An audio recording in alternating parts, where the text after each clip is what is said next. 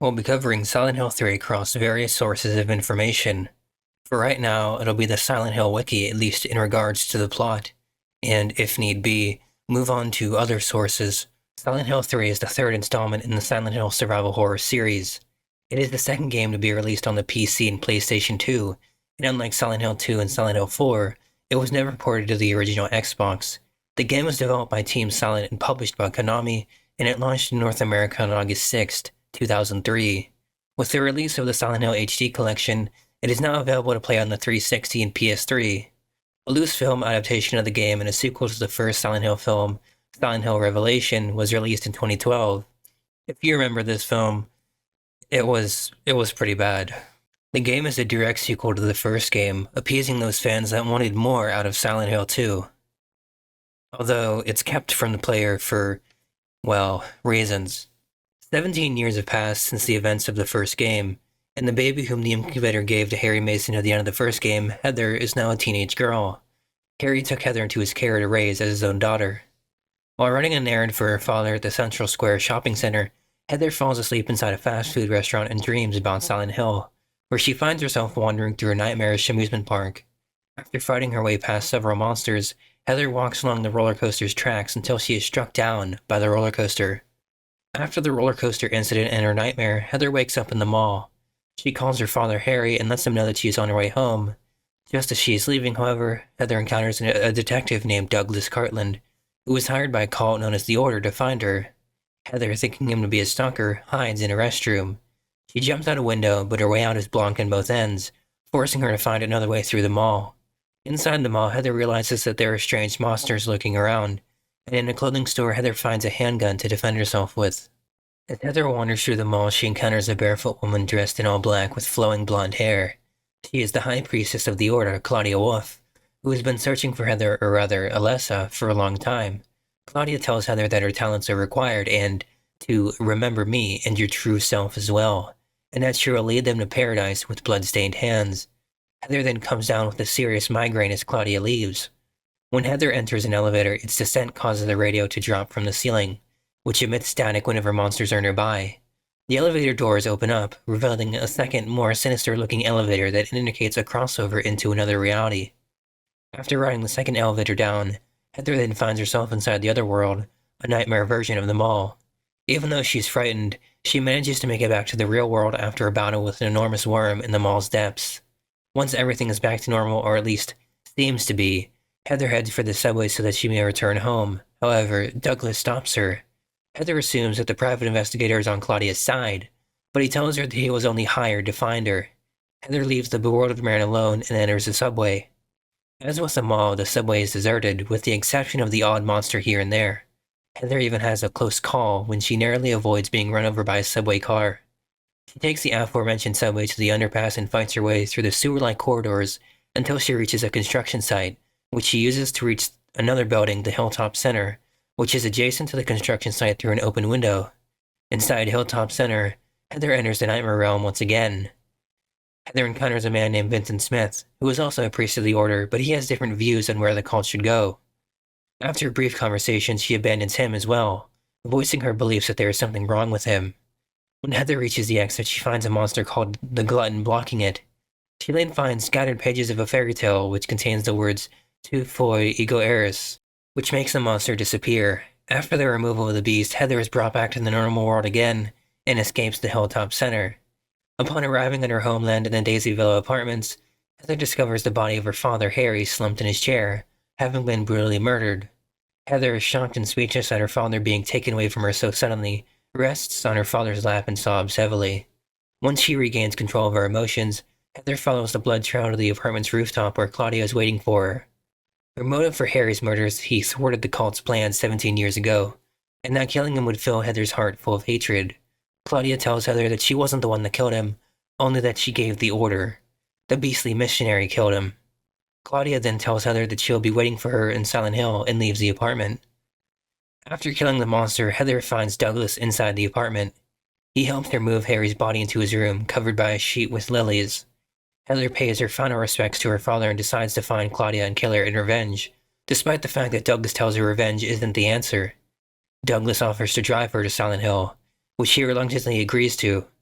Outside the apartment, Douglas hands Heather a map of her destination, a gift from Vincent, and tells her that Vincent says to look for a man named Leonard Wolfe.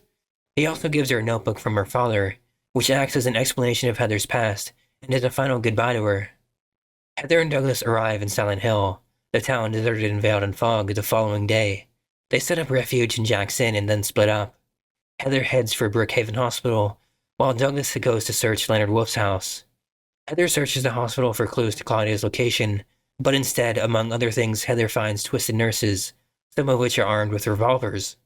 She also finds that one of the hospital's patients, Stanley Coleman, has an unhealthy obsession with her and that Leonard is imprisoned within the hospital.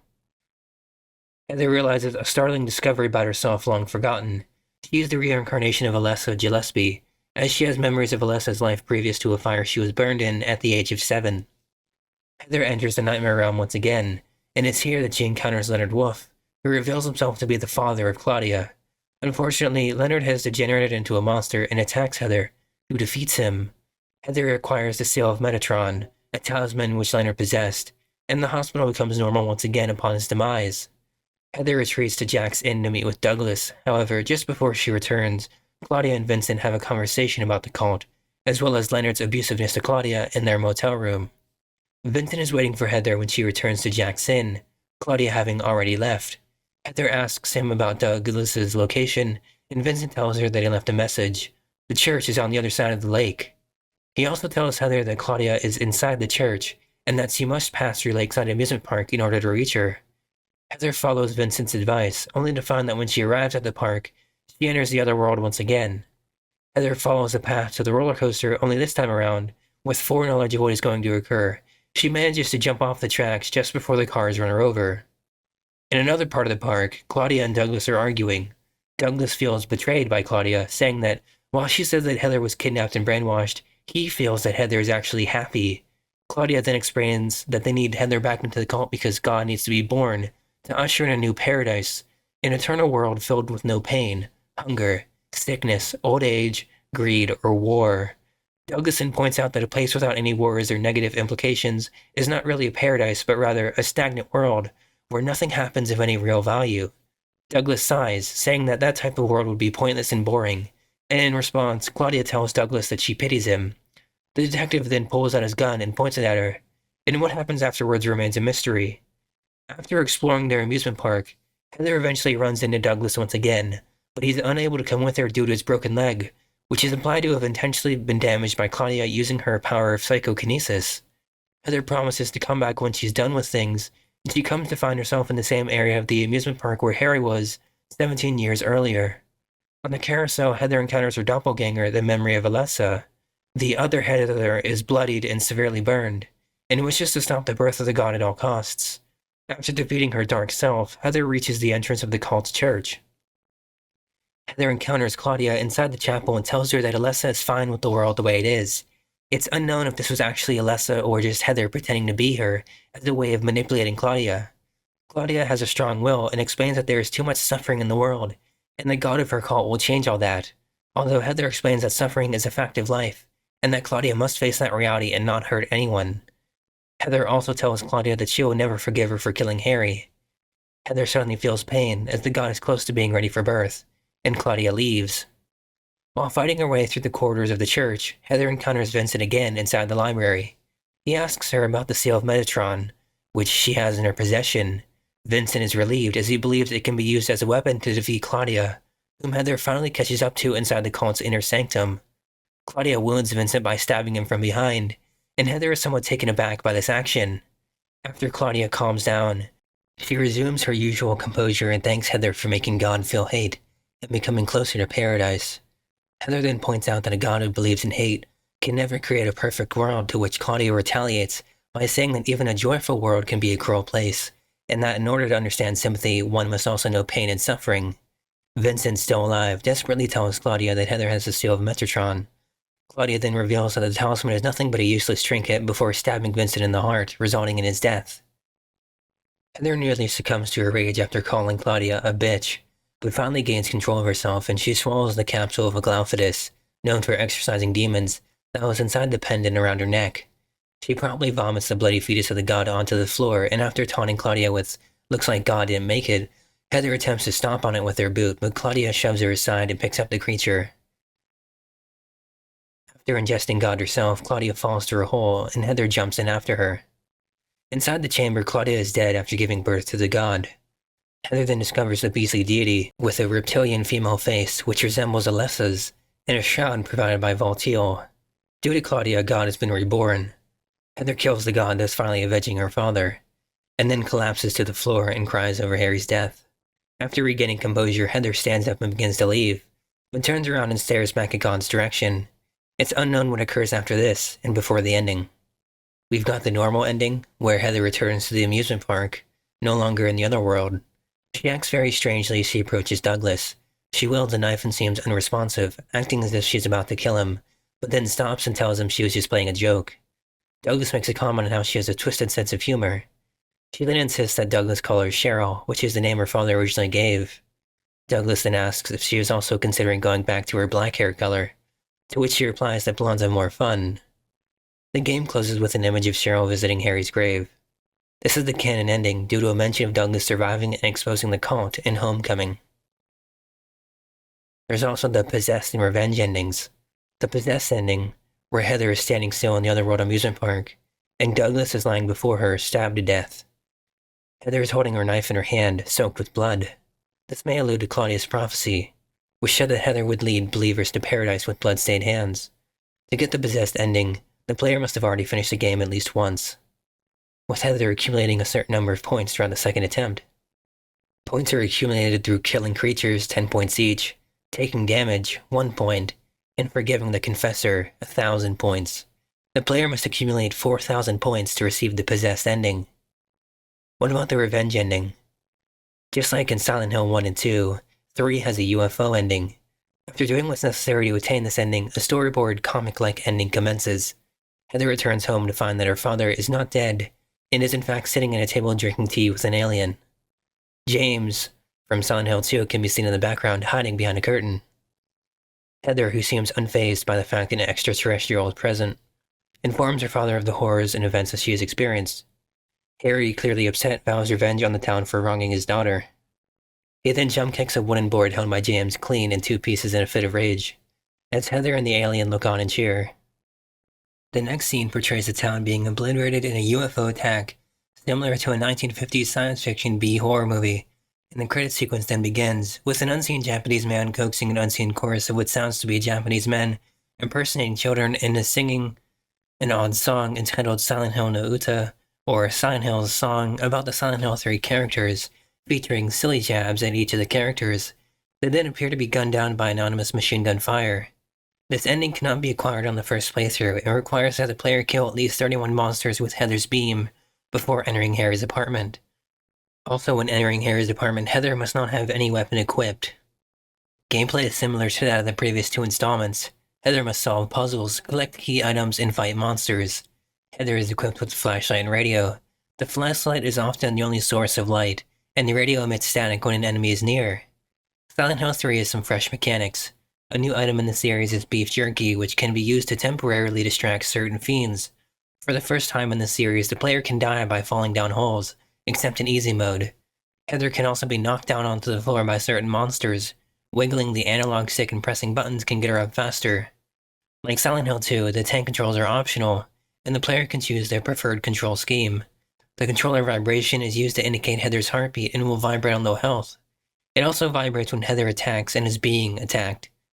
Combat with the various monsters is done through melee and firearm weapons. It is recommended to rely on strong, fast melee weapons such as the katana, saving the guns for bosses and stronger foes. Unlike the previous 2 installments, the hunting rifle is replaced with the submachine gun. Heather can also block attacks, reducing damage inflicted instead of negating the entire attack itself.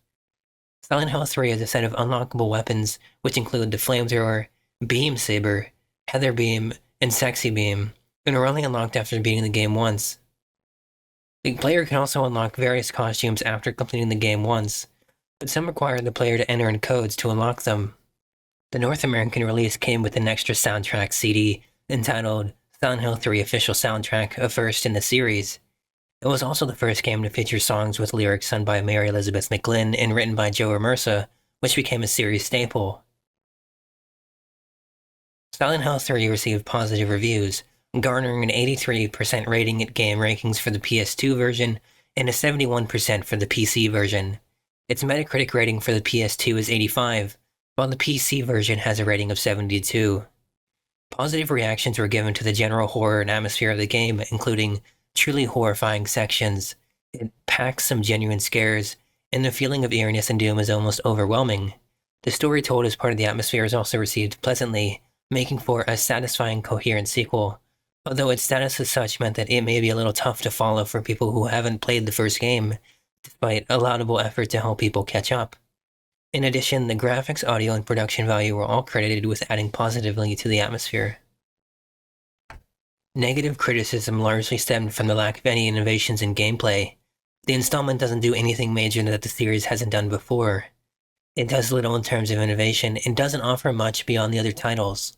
Also criticized were the game's camera and control system, which despite having been improved from previous games, was described as awkward, disorienting, and motion sickness inducing. Some criticism stemmed from the length of the game, as it can be easily beaten in a handful of hours. Development on the PS2 version began after the release of Silent Hill 2 in September 2001, and was carried out almost simultaneously with development of another Silent Hill title that was intended to explore a different direction for the franchise and not be part of the main numbered series. Known as Room 302, this game would eventually become integrated into the main series as Silent Hill 4. The development team for this iteration was smaller than that working on Silent Hill 2, with around 40 people working on the game, made up of the core team from the second title and some newcomers. A smaller team of Konami Computer Entertainment Tokyo staff later developed a port for Windows. Silent Hill 3 was originally planned to be a rail shooter, not a direct sequel to the first Silent Hill game, as a result of the initially slow sales and fan criticism of Silent Hill 2 in Japan. According to Ito, this decision wasted considerable development time and part of the game's budget. Eventually, the plan was discarded, with most of the early work produced between September 2001 and 2002 being almost completely scrapped. Although the concept of a Silent Hill rail shooter was later explored with Silent Hill the Arcade in 2007. Silent Hill 3's final version was developed from scratch in less than 9 months, between September 2002 and May 2003. Like all Silent Hill games, one of its influences is the film Jacob's Ladder. One of the subway platforms is named Bergen Street Station, the station Jacob was inquiring about at the beginning. The developers also cited horror writer Stephen King as another of their influences. Silent Hill 3 incorporates references drawn from real-life actors and actresses. Douglas Cartland's name came from American actor Douglas Fairbanks. The developers stated that his name just seemed to suit him and that there was no true connection to his namesake. During the sketching process, his character was modeled after actors Giancarlo Giannini and Ian Holm. It was noted even during the concept designs that Cartland was designed as a middle-aged detective. Claudia Wolf's character was considered the most difficult to design. Early sketches revealed that the creators wanted to dress her like a holy woman, and at one point she had a shaved head with her body covered with tattoos. However, the creators thought that this way of showing her malevolent side was too obvious. Eventually, the creators decided to model her on Julianne Moore, and then remove her eyebrows so that the appearance was slightly skewed. She was first named Christy, but it was deemed too cute, and the character was eventually named after Italian actress Claudia Cardinale. Vincent's name originated from actor Vincent Gallo, in connection with his unshaven look. Early designs were based on actor Ethan Hawke and focused on capturing a look of derangement and moodiness. A remastered high-definition version was released as part of the Silent Hill HD collection for the PlayStation 3 and the Xbox 360 on March 20th, 2012. There's many similarities between Silent Hill and Silent Hill 3, as 3 is a direct sequel to the first, mirroring its plot. The protagonists of both games have two-syllable names that start with H, with the last name of Mason. The antagonist is a priestess of the order whose name ends with IA, Dahlia, Claudia. Alessa, or Heather, is pregnant with God's fetus, and the priestess is searching for her with the intent of birthing their deity to create a paradise, which is exactly what Alessa and Heather don't want. Both games start off with Harry and Heather inside of a dark dream. In their nightmares, they are both killed while visiting the Otherworld version, but they soon wake up inside of a diner next to bottles of ketchup and mustard. A few moments later, they both meet detective-like characters who later support them throughout the game, Sybil and Douglas. In the Otherworld shopping centers they visit, each see televisions with images of Cheryl on them, and in these shopping centers, both enter a room that they are trapped in. Harry falls down a hole and Heather's ladder breaks, where they must defeat a giant version of a worm, twin feeler, and split worm. Upon its defeat, the other world reverts into the world they were previously in. The first bosses they encounter each have their heads split in half, split head and split worm. In the hospitals they visit, they both see the videotape of Lisa Garland, as well as use a camera to solve a puzzle and sacrifice a blood pack in order to progress. They both enter similar-looking doors with 3 squares on them. Both father and daughter visit the Otherworld Lakeside Amusement Park and go on the same carousel where they fight a female doppelganger-like boss. And after each battle, they visit Nowhere, a collection of manifested memories. For example, Harry and Heather both visit a manifestation of Alessa's classroom, as well as Alessa's sick room. The final save point in both games is located in Alessa's room. The final boss lies just beyond the door. In Nowhere, both protagonists are required to collect 5 items. Harry must collect 5 occult items, Heather must collect 5 tarot cards. Upon placing the 5 items on the door in Alessa's room, the player navigates through a hallway and the final confrontation occurs, where Glauphidus is used to expel God. At the end of both games, the antagonist dies, and the birth of God is prevented. Both lead characters have lost someone precious to them, and they leave Silent Hill and return to the real world. One of the male characters in the game is killed in the finale. Similar locations in both games include a shopping mall, jewelry store, sewers, church, hospital, motel, and lakeside. Both characters can obtain gold and silver items and solve puzzles involving birds.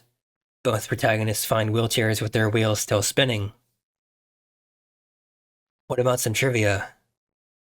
Silent Hill 3 was originally not meant to be a direct sequel to the first game. Originally, the intention was not to make Silent Hill 3 a direct sequel. In fact, the scenario was completely different, but fans seemed to want to tie up some loose ends, so we tried that, even though some of the staff did not agree with the decision. Also, Ito mentioned that the game was first planned as an arcade shooter. Ito insisted, however, that this was a bad move as it strayed from Silent Hill's traditional gameplay. Metal Gear Solid 3 has a few pieces of art from the Church of Silent Hill 3 inside of the library and the Graniti Gorky lab.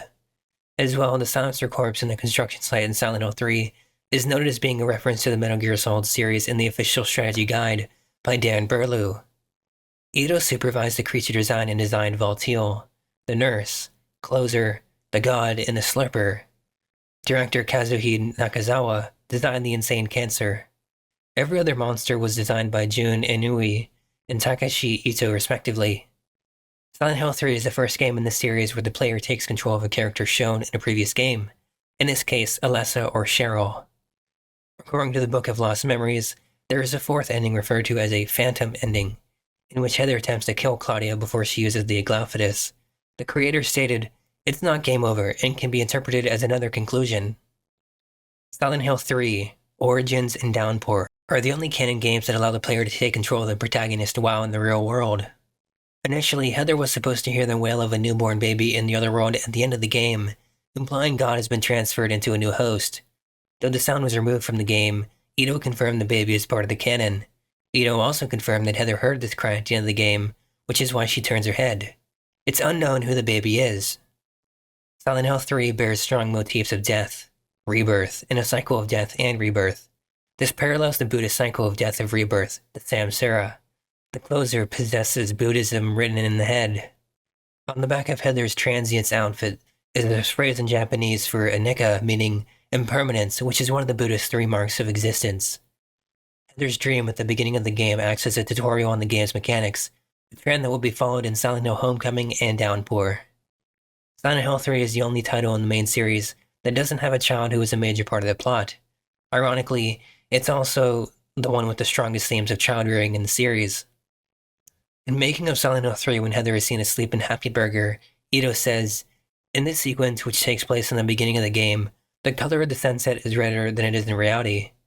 This is a way of telling the player right from the start that in the game, something red is waiting for them." This red color also occurs in a later, quite emotional part of the game, where Heather is in the church and finds a room nearly identical to her father's. The lighting is easily distinguishable from anything else. Silent Hill 3 is the first game where the player is able to unlock different outfits. Harry's voice in the UFO ending is digitally scrambled because he does not have a VA in the main story. In the PC version of the game, Harry's voice in the Hilltop Center Otherworld Shift cutscene has been removed. The same happens in Brookhaven Hospital when Lisa's recording is shown. One sound file omitted from the final version is the noise of a baby crying, meant to be heard on the second floor of Hilltop Center. Though it's unknown why exactly it would be removed from the game, it is possible that the developers found it too disturbing even by Silent Hill standards,